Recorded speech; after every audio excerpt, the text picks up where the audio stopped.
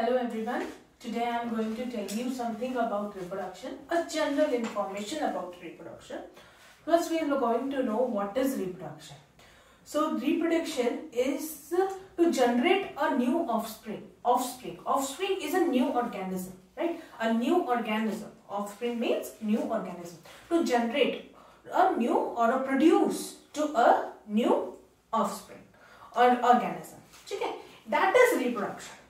But this reproduction has been divided in two parts, which is asexual and sexual. Okay?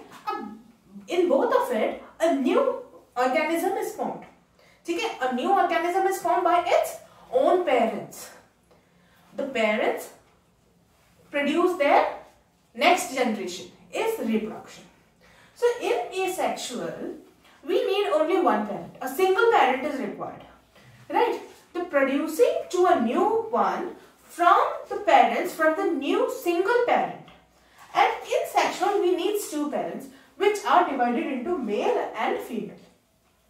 Let's talk about first asexual reproduction. So asexual reproduction is to produce, like in this picture I have shown, that a single cell is producing its and is splitting into two one. So this is the parent, this is parent, and this is offspring. This parent has generated this two, right? So this is the cell. So the first one is binary fission. I have drawn this for a binary fission. Like this is the amoeba. Amoeba, when it reproduces, it doesn't need anybody else to get involved in it, right? So it has been producing, so it expands itself. When it expands, it starts contracting from the middle. Here you can see, right? And this portion gets detached when it's joined and get detached. Now this is the new offspring which is from the parent cell. Same thing have in budding. Budding, the example of budding is hydra. You have seen that hydra is something like this. Okay? Like this it is formed. Now in budding, what happens? Its offspring starts growing from its own parents. It starts from here only. And slowly it gets bigger. And then it gets detached. And new offspring. Right. This is your budding. Like a bud grows in the parent cell only. Now next is fragmentation. What is fragmentation? Fragmentation is also breaking up. Okay? A single cell breaks up. A new organism is formed from that single parent. Like, and it's breaking up into a small parts. Like example, you can say mole, leeches, and you can say sponge. And next is your spontaneous. In spontaneous reproduction, the reproduction is through spores. Okay, like fern. You have seen fern, plant fern. It is like this, and small leaves are here. Here in it there is small leaves. Okay. In it the small reproduction dot starts growing.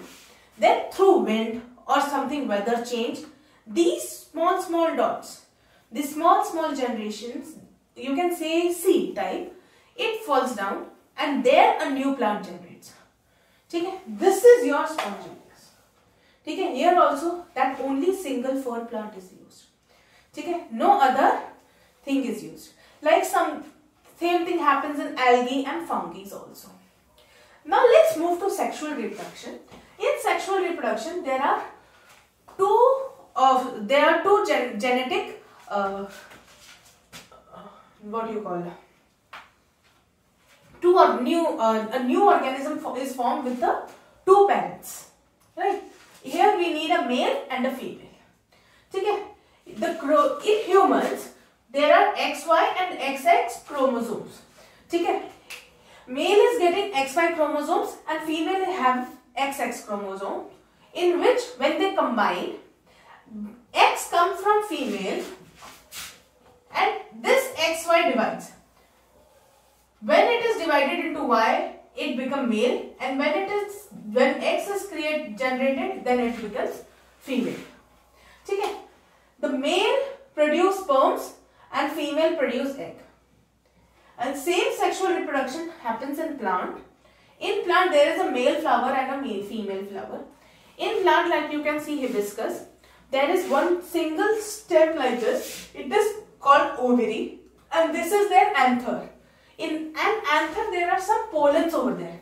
They are like a powdery, yellowish powdery type, and this pollens falls on this, and these go inside and generates this in this ovary. Here is the egg of the flower, and then it's converted into seed and fruits. Okay? So this is your sexual reproduction in plants, in which anther. And now you can say that how these pollen get over these ovary. It happens through wind. Like same flower, same anther goes in. Okay? Then also a new fruit can be generated. Or when you see the insects like bee, butterfly, when they sits on the flower to suck their nectar, then these pollens get attached to them.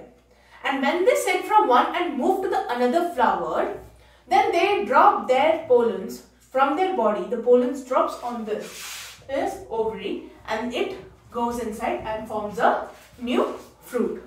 So it is formed by both the ways, like same in the same individual and from the other flower. This is what I have told you, a little bit general information about the reproduction. The reproduction is a vast chapter. All these terms we have to go inside. For this, we will be talking about in the next class. Thank you.